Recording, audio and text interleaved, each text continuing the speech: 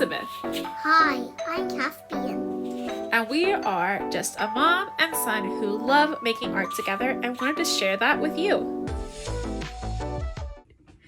So today we are making a video of our Christmas art haul.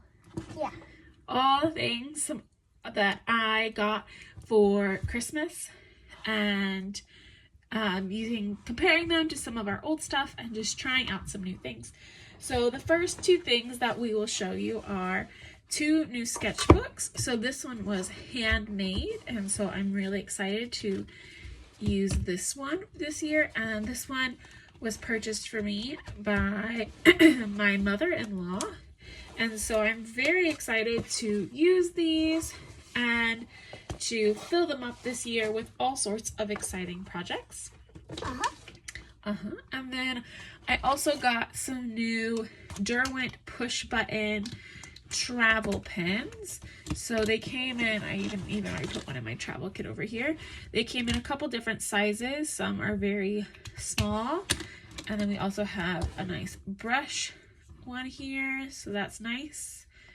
I just gotta be careful with the cap so we don't bend. So I try and kind of pinch it when I stick it in the cap to make sure it all gets in there nicely. Yep, great.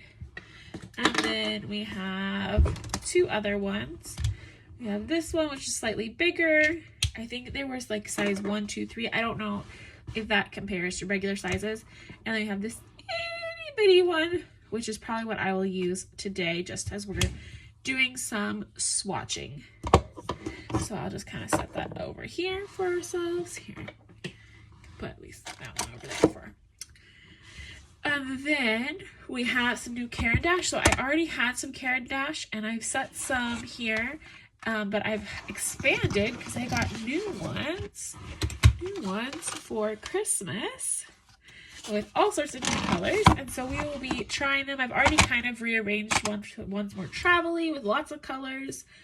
And we'll see how that goes. And then last, I got a gift card, and I've been trying to use these Derwent Inktense. So I got a 12 set, and we'll see if I like them. And then we can buy more. Maybe even, I don't know if these are available open stock, so I can choose my colors or not. But brand new, as you see, they still have the plastic on them. So we will try these ones out. Just kind of, you want to wrap them? Yeah. There you go. Give them a nice. There we go. Very good. All right. So the thing about the Inktense is they are water soluble, so I can turn them into watercolors, which is why I have this water brush over here. But I can also, once they're dry, they stay permanent. They don't re-wet like a watercolor would. And you can also just use them as colored pencils. So I'm really excited about that.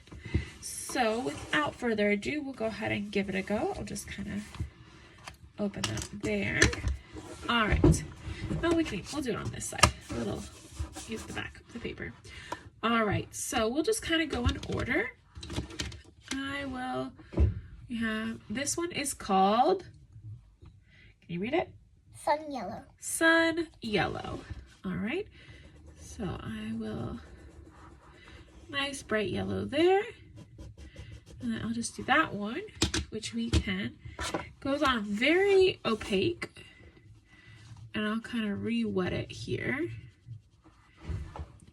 And lots and lots of pigment is available to us. Oh wow, yeah, that spreads out a lot as we go. All right, so that is Sun Yellow. Oops, I will say with these push ones, I am a little bit disappointed about the pin not clipping on the back. It just always falls off for me. I don't know if that's just the one I got or that's how they're made, but it is not ideal for me because I'm gonna lose things.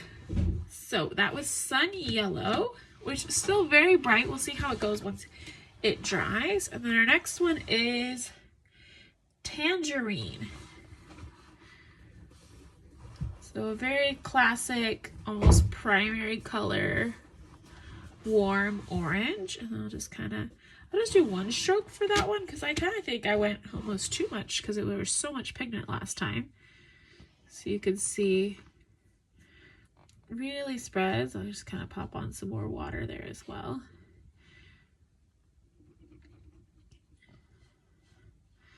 So really goes on very nicely. Super vibrant colors here. I'll even add like just another like squiggle by that one just so we can kind of see. And supposedly I could even get them wet in themselves and then just kind of go on with a little bit wet, but I might have to just dip it in water to do that. We can see, like, as you see, there's just so much color and just a little bit goes a long way with these pencils. Bless you. All right, so that was Tangerine. And then our next one is Poppy Red. So there's a nice little circle. What? You don't want to read them? Okay, you don't have to read them. So a nice little circle there. There's just kind of that, and then one line. So our nice poppy red there. A bit of water to it. So this one where I kind of indented the paper, this one does collect a little bit, but still not too much. It kind of a nice pink, but it could be a red more. Then we have Fuchsia, which this one kind of came a little bit cracked. I don't know if you can kind of see it there where it was cracked, but I think it'll do just for this purpose. And then I can kind of sharpen it and make it a little bit better. There we go.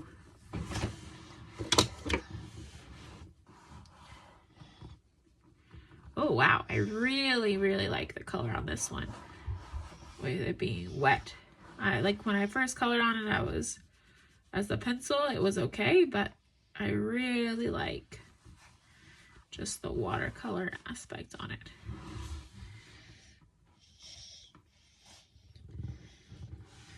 All right, so that was Fuchsia, and the next one is Deep Indigo. Deep Indigo.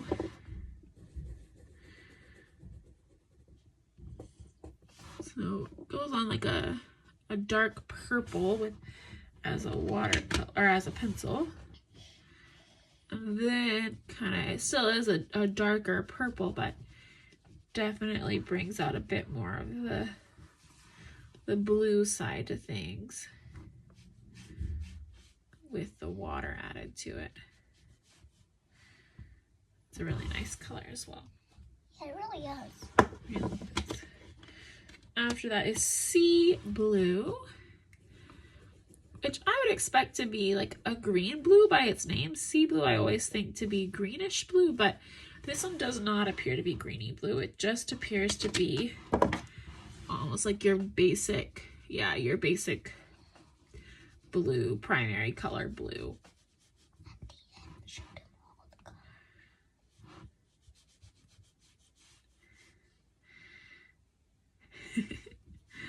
There we go. Yeah, so just like a primary school color of blue is Sea Blue. And then we have Teal Green.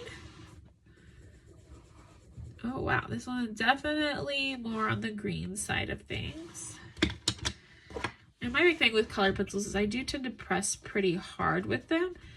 And this one I don't seem to need to do that. It's just kind of me doing that because that's just my natural instinct. But this one definitely is a different color wet, kind of like the purple, or a different color wet than it was when it went on. When it went on, it was just a bit more foresty, but then as it's wet, it really gets the teal color into it. It really does. And then we have Apple Green. Apple Green.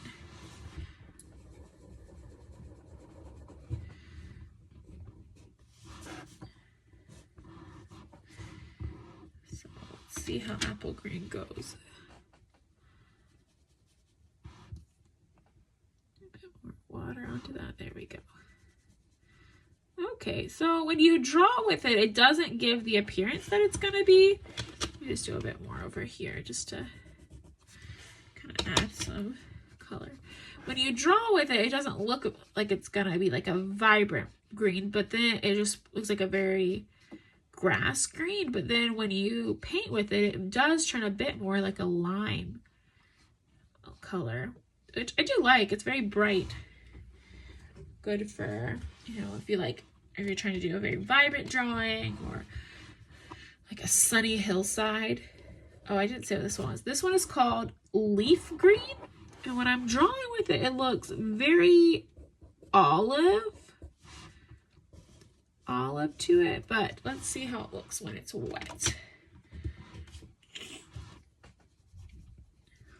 Yeah, definitely olivey to it, texture, coloring to it. Which is, it's just nice, a good muted green. And then we have Baked Earth. That's a fun name. Baked Earth. Which kind of looks like a dark ochre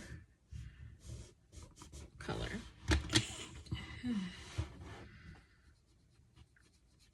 Oh yeah, I definitely see myself using this for a lot of nature scenes. Or, you know, even mixing it into some of the other colors. A nice backdrop that you could build on even. It's like a neutral tone. And then our next one is Bark. Okay, it's just a darker brown. You know, when I draw on it, it kind of almost looks like the leaf green just when I'm drawing with it, like a warm, like a cooler leaf green, really. But I don't know if I'll draw a picture at the end. Do you think I should? Well, I might have to record that a different day. This one, ooh, okay, so this one is kind of like a purpley brown, like it's like a cool brown, which is not generally a color I use a ton, especially not as vibrant as I've kind of painted it to be. But definitely could be useful for like shadows. And this last one is Ink Black. So I'm expecting this one to be very dark. Yes, when I wet it. Ink Black.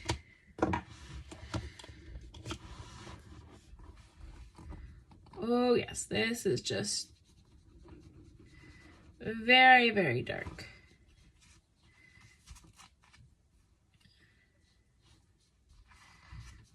I do try to minimize the blacks I use in mine, or using pure black, just very dark for me, but this is really nice. It'll be interesting to play around with it as a colored pencil versus like with the permanent features. And now I'm gonna try and blend a few and see what happens. So I'm gonna take like this teal and put it next to the apple green and just see what happens when they're right next to one another. Oops, I touched it. Oh, it was wet. My finger put a lip out there. And we'll just kind of see. Ooh, wow. You see what happens when I blended those? Wow. So you get like this really, really rich green. Oh, wow, that's really nice. Yeah, it is. What color should I mix now? Blue and yellow. Oh, a blue and yellow. Okay, well, let's take this yellow. That should make another green. Maybe we'll mix this yellow. And what if I mix it in with this fuchsia? And see what happens actually. So with the layering, it gets a little interesting. You can feel them when I'm coloring over top of that. It just feels like a different, oops, I forgot to clean this as well. All right, there we go. So this is the fuchsia and the yellow. So it just makes like this really like I would call like a sunset orange. And I would say like yellowish brown. Oh, like a yellowish brown, yeah. Very vibrant color there. Yeah. All right, so these are the Derwent Inktense ones. And then you can kind of see once if I were to add like if I go over and were to like try and re-wet them, it's like not even being bothered at all. As I put water over it, it's not running or anything. So it has dried really permanent. Just gonna even try and like soak it up. You can see it's not being affected like watercolor would be, which is really exciting. So that is our Derwent Inktense pencils haul. What do you think of them? Good selection. Great. I do wish I would have come with a white in the 12, just because I think having an Inktense white color pencil would have been nice to try versus the black. I just personally don't find as much use for that, but it's a good 12 set and a good way for me to kind of mess around with them as I draw in my art. So do you want to try the Caran dashes as well? Yes. So I got some new Caran dash ones. Now I'll be honest, I don't know which ones are the ones I got for Christmas because I have already kind of mixed them up. I originally got my first Caran dash. These are the Caran dash NeoColor IIs, and I have them up here as well. And so lots and lots of colors. And I originally got them as like a pre-prepared set that an artist did when I was going on a trip. And now I get to kind of mix and match. I bought them open stock. So that means I go in and I buy the colors that I want to try out and choose and then incorporate them into it. And so some I've mixed and I've changed out this set, and this is a set that I just kind of grab with me and throw into my bag when I'm wanting to color on the go, when I'm wanting to paint and do maybe some plein air painting. But for now, this is what I get to try out. So we will try out these Caran dash colors.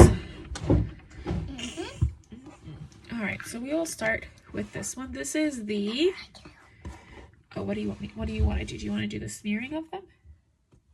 Yeah. Okay. So you hold this. You'll have to reach over. So you have to come up close. There we go. So this is the NeoColor II Violet. So we'll just kind of do that, and then can you wet that one right there? Just wet it into like just, ooh, okay. Maybe not. I'll do this part. So the NeoColor II Violet. I don't know yet. So the NeoColor Violet. Oh wow, I did not add enough of this. NeoColors are honestly kind of like the Inktense in the sense of you can work with them dry or you can wet them for some color. This one is a bit waxy because I guess this one must be one that I got new. So you can see I just even took my paintbrush on it to show its color here. But the difference is the NeoColor IIs will be reactivated. Like if I were to get them wet again, they would be reactivated versus the Inktenses that will not be reactivated. So this next one is, oh, why don't you choose the colors that I get to do? But I'll do this one first, and then you can choose them. The next one is the NeoColor II Vert Turquoise or Turquoise Green. Turquoise Green. So you kind of see it there. And then I'll just do a little dot there and get it wet. There we go. That one you can see really well. All right, what's my next color? So that's the turquoise. Oh, you want me to do this green? Okay. This is the jade green. I really enjoy the jade green. That's why these are some of probably my most used, but I also even, so they're not always my most favorite. They're just most used and most versatile because of the travel set. You're going to want a few colors you can mix and match. Oh, you're right. I'll put them over here so I can remember which came for which. There we go. Here, let me grab a little pen, because these ones I kind of will know, but I won't remember the others. So this first one was violet, and the second one was, it was turquoise green. And that one was jade green. All right, what's my next one?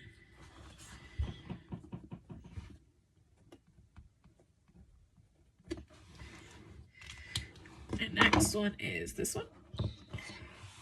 This one is the light cobalt blue hue. This one is wonderful if I am just trying to add like a bit of texture to my sky. I've had that one. That one came with my original set, and I use it all the time. What's really great about the NeoColors is you kind of want to add them last in a drawing because it's hard to layer on top of them. But the amazing thing about them is they pretty much go on top of everything, and they stay vibrant. So like with watercolor, you're working generally light to dark because like once you put a dark color down, it's hard to add on top of it. But this one is really nice because if I perhaps have like made a mistake or have realized like, oh, I didn't leave enough light color in an area, these ones can go, not so much maybe the watercolor part, but I can draw on top of that area or add some shading. And that can be really helpful to bring back a little of the light that might have been lost. What's the next color? You're going to choose an orangey one. This one is vermilion. Like a nice orangey red.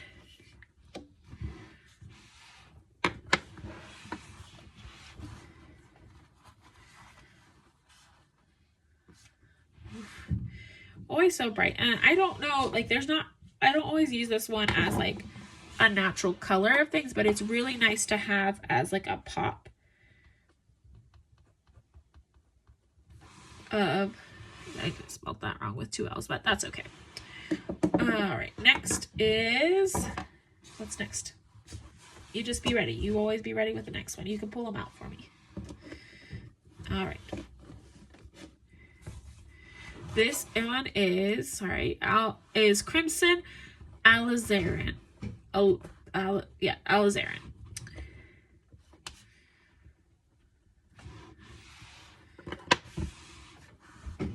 You have my next one ready for me?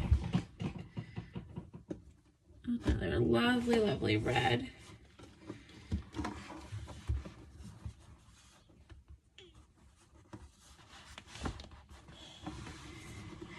All right, Crimson Alizarin. Then we have aubergine or aubergine, however you want to pronounce it. This one's new. I did get this one for Christmas, so I have not used it all that much.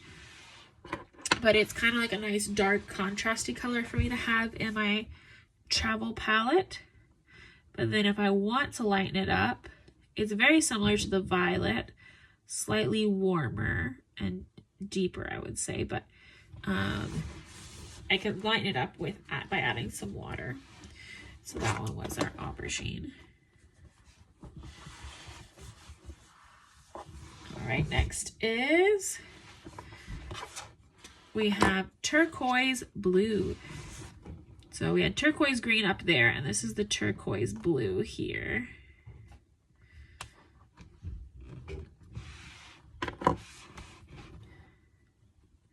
You'll see they are slightly different.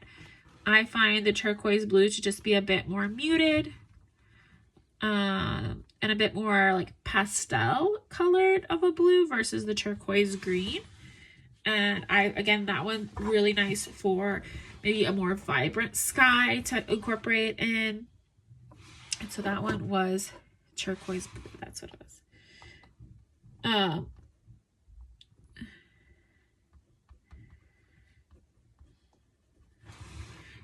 All right, next. It's deep green. This one is hard to read. This one is dark green. And I live in Northern Ireland. And so it's always good to have a few options for greens when I'm out and about doing nature scenes. So it's good. I like to have some coastal colors and lots of green colors. Just very easy for me to grab and go and incorporate our lovely little hillsides. So the dark green is really nice because it is kind of a different color wet than it is dry. And so I can honestly use it on top of each other layering wise, or use it as two separate greens in my work. Next. Olive brown, which is another new color, but I'm really drawn to it because, again, this is like a nice versatile one where depending on what I'm drawing, it's really handy because I can use it as a green, as just like an olivey green, or I could use it maybe as the base of a tree branch or a door to a cottage. So depending on how I've layered the rest of the colors, it can serve a lot of purposes. This one is golden yellow, another new one, but I am obsessed with it. I love like just a nice warm yellow color. I just think it's so lovely to add into a painting, and it does get to be like a more vibrant yellow when wet, but definitely a fan.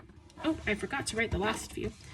So this one, olive brown and golden yellow.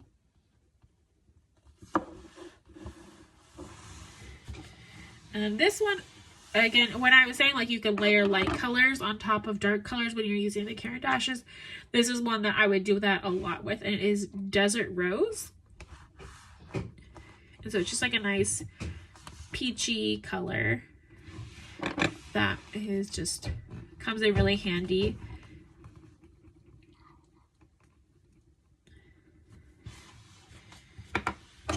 All right, what next do I need to add? You need to have the other back. Oh, you can reach those, can you not? Nope. Well, then I'll swap these around. So we did all these ones. And the other ones. Yeah, we'll just kind of pop them in there. And we'll just kind of swap these around up here. And get these ones. All right. What else do we have? To have that. This is a good green. This is called dark olive.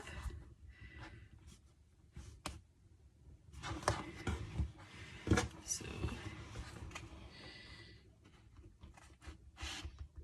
dark olive. I'll just keep kind of putting them over here. Here, you pull these close to you over here, and then we'll just pile them here when they're done. So dark olive, really handy, nice green. It's one that I have been keeping in my travel pack, but I don't know. And we'll see if it makes it back again. And this one is called Malachite Green. So it's a nice like blue green. And it is a really good color, but I find with my dark green, I can kind of mix it when I need this bluish green. It just doesn't, it isn't something that I feel like I need as much. And then when I do, I'm able to mix it so it stays here. Oh, it's malachite.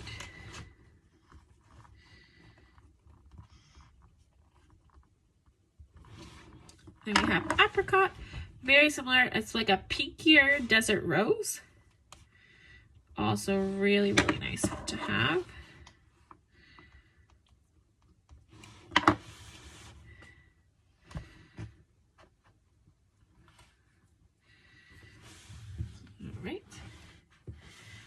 Next, oh, this one is one that we've already done before. I just have a second one of it, which is the Crimson Alizarin. I just happened to order a second one on accident. So I have two. Then I have... It's good if you lose one, because then you have a second one. And it's got a Salmon Rose, which is like my nice pink.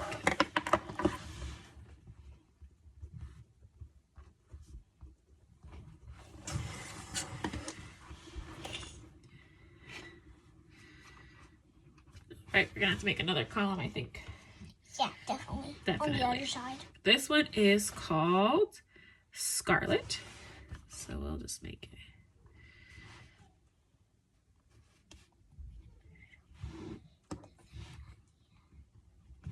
Okay. And Scarlet is just really has so much pigment in it. It just is very. There's still a lot. So, look. So that is Scarlet.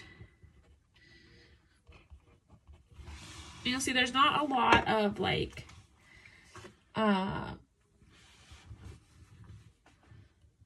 I forgot the word. So this one is Canary Yellow. So this is one of those bright lemon yellow type. They might have a separate one that's called lemon yellow, but it would be kind of that type of yellow. Very helpful for spring colors, for floral. I find I don't use that kind of yellow as much in my work, but it is handy to have just in, you know, to add just like a bit of small pop of that bright color, because I do like to have bright colors in my work. Oops, so that one was Canary Yellow.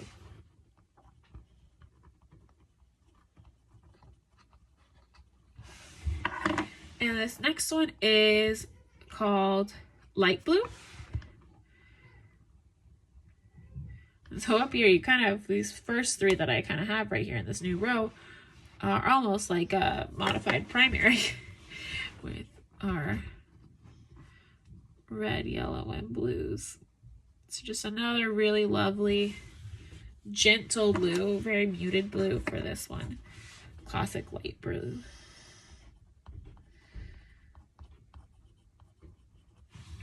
All right.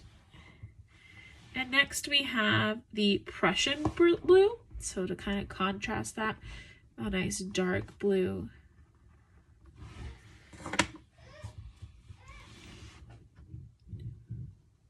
And I love this one, especially when it's, when I've watered it down like this. It's a really vibrant, punchy blue. Very helpful for like the Irish seas and things.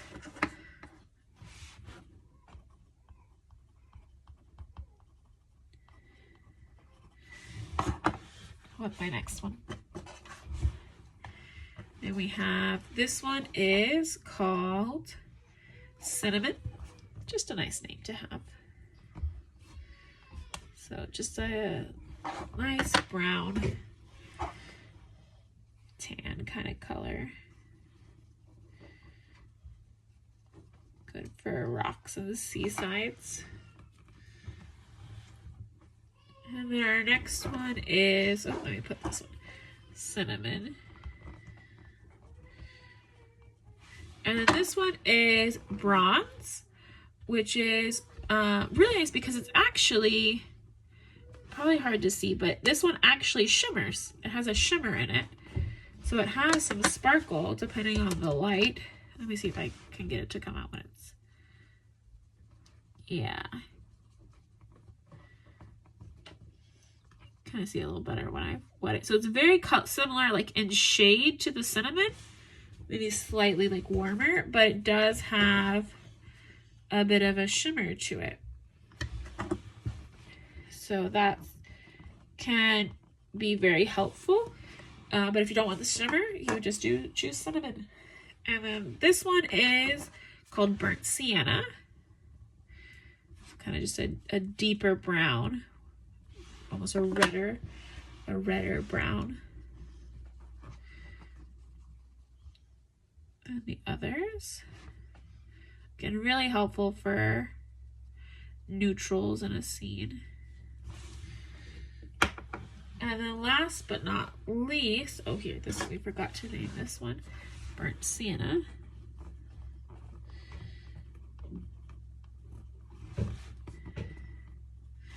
And last but not least is Charcoal Gray. So not quite a black, but it's got enough of that dark color for me. So when you So it definitely waters down to be more of a pale gray. So that one was charcoal gray.